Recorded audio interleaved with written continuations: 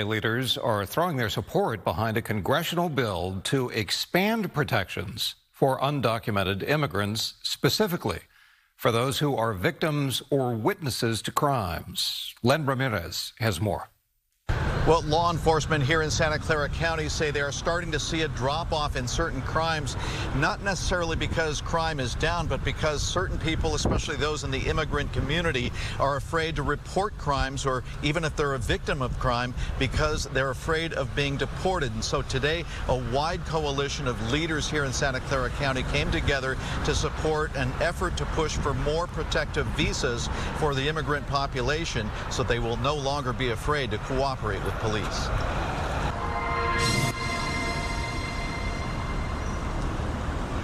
Police say they believe serious violent crimes are going unreported, uninvestigated, and unpunished, and it could have to do with recently stepped up ICE enforcement actions in San Jose and elsewhere around the county. We are seeing somewhat of a decline in reported incidents of domestic violence, sexual assault, and calls for service for disturbances. Those are all the types of things that happen, inside of a home for the most part, and the very kinds of crimes where the survivors are going to have a really have that wrestle with that thought of, if I ask for help, is this going to have an impact for me? That's why Chief Paul Joseph joined San Jose Mayor Matt Mahan, members of the Board of Supervisors, and immigrant community leaders to support a bill authored by Monterey Congressman Jimmy Panetta. The bill would increase the number of U&T visas nationwide, currently capped at 10,000, that would protect crime victims or witnesses who assist police and prosecutors from deportation. The visas can also lead to getting a green card.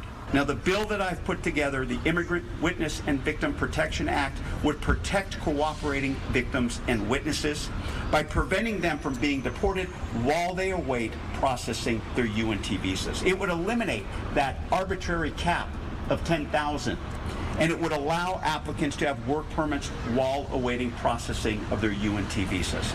It's a very straightforward, simple, commonsensical fix that's needed now more than ever.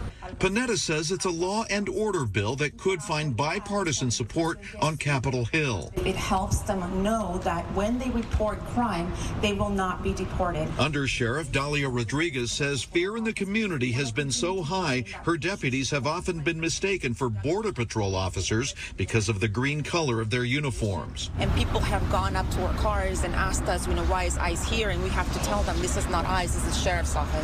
And a lot of the times it takes them a little bit to kind of allow us to continue to do our job. Dalia is herself an immigrant from El Salvador and says the job of law enforcement depends on community cooperation and trust.